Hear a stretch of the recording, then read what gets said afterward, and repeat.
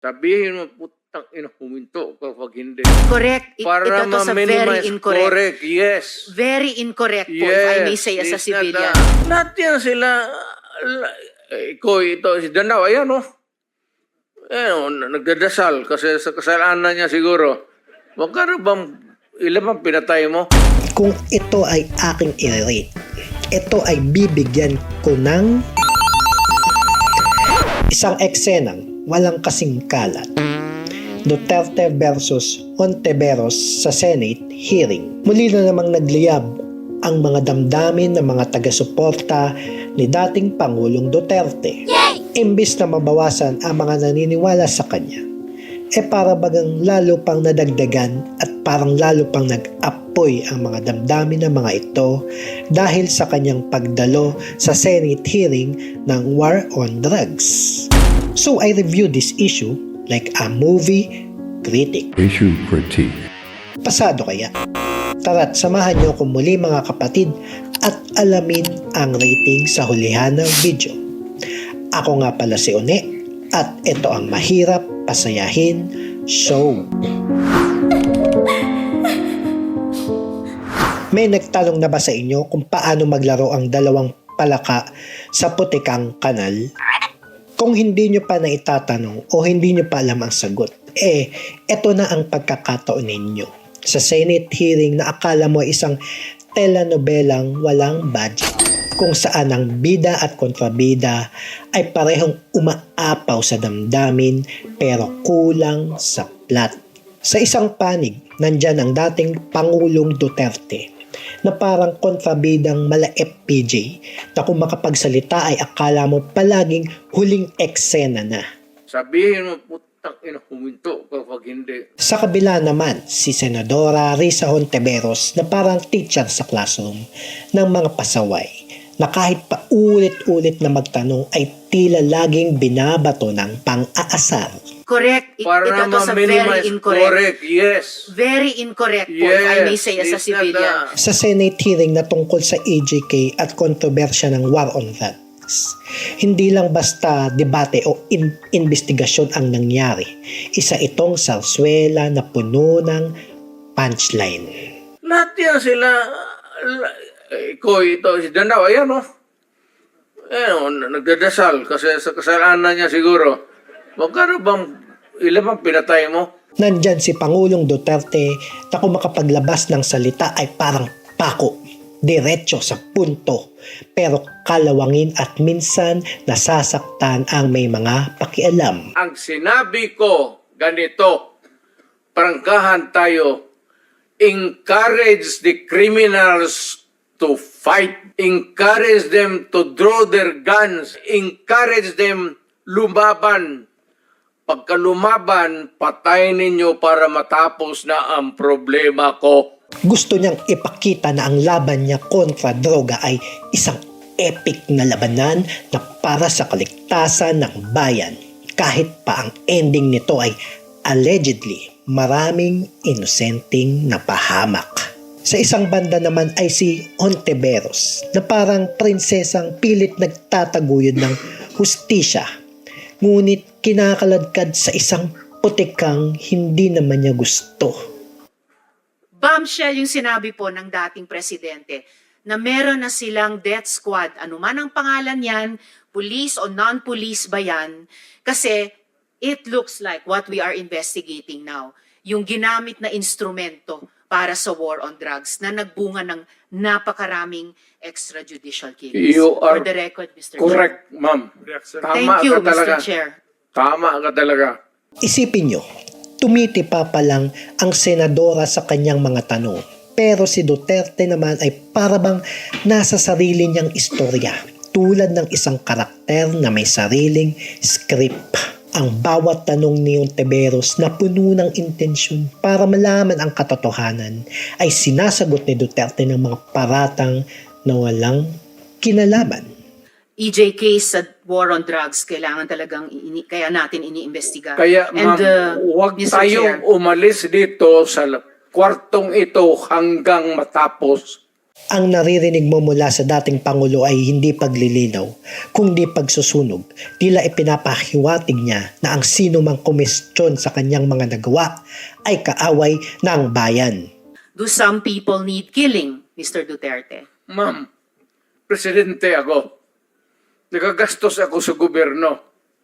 Bakit ako magbubuhay sa mga Ikaw yung pera na ipapakain ko dyan sa preso, ibigay ko na lang doon sa mga tao dyan sa walang bigat. So mas okay Walang pong trabaho. patayin sila kesa Wala ipreso akong pakialam sila? dyan sa kriminal, ma'am.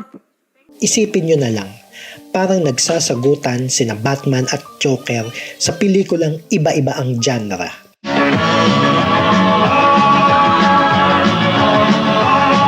Imagine kung eksena ito sa isang pelikula.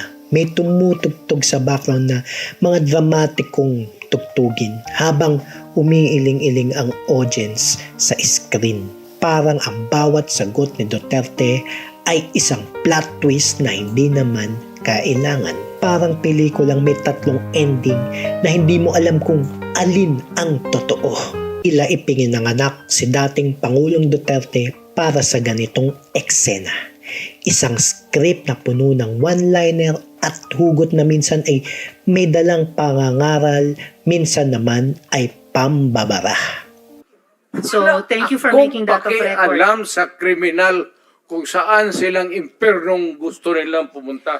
Well, Mr. Chair, for the record, You make your own history in this planet. yes, Mr. Yun ang Chair. gusto nilang mangyari. Doon sila sa impyerno at doon tayo magkita. Well, Mr. Chair, wala namang jurisdiction ng Senado sa impyerno. Dito lang sa bansa natin pwede tayong mag-investigate. Doon tayo pupunta. Kung ang bawat linya ni Hontiveros ay may punto at pino, kay Duterte naman ay parang freestyle rap. Sa kalye, walang preno, walang filter. Kung tataya ang isang scriptwriter, masasabing si Duterte ang kontrabidang mahal ng tao at si Hontiveros ang mabait na bida na hindi masyadong kinakampihan. Sa bawat eksena, kitang-kita na hindi ito pantay sa laban. Parang Cinderella story kung saan si Cinderella ay tinatadyakan ng madrasta pero ang glass slipper ay gawa sa bakal. Sino ba ang nag-direct ng eksenang ito? Kasi kung ito ay pelikula, masasabing ang direktor ay naubusan na ng oras para sa mga crucial na detalye. Mukhang minadali. Parang pelikulang binuo sa kanto at hindi pinagnahandaan. Ang Senate hearing na ito na seryosong investigasyon sana ay nauwi sa puro camera tricks at smoke screen na ikalilito ng sino mang manonood. Naisip ko, habang nanonood ng eksenang ito, mas lalo mong may isip na mas bagay lagyan ng background music mula sa isang noontime show na may halong laugh track at sound effects ng mga tambol at palakpak. Parang karnabal ng pagdududa at pang-aasar na sa bawat salitang bitawan ni Duterte, parang may epekto ng boom o kaya whoosh sa tunog. At si Hontiveros naman walang takot na ipakita ang frustration niya na parang isang direktor na pilit pinapabuti ang kwentong alam niyang magulo. Forgive me for interrupting. Hindi, Speaking of patapusin mo muna lengguwahe. ako. Sorry, sir. Mr. Chair, baka maaring ang resource person tumigil magmura. Ang Senate hearing na ito ay isang palabas na masarap panoorin kung naghahanap ka ng kaunting katatawanan sa araw-araw. Ngunit kung ang hanap mo ay hustisya o linaw, baka naman hindi mo ito magustuhan. Pabalikin ako, sir. Gagawain ko uli yan. Dublado. Your Honor. Silence, please. Para kang nanonood ng movie marathon ng mga pelikulang hindi natapos ang script. Walang tama sa pacing at may mga karakter na hindi mo alam kung seryoso ba o nagpapatawa lang. Sa dulo ng lahat, ang eksenang Duterte versus Hontiveros sa Senate hearing ay parang isa lang hindi matapos-tapos na mockumentary.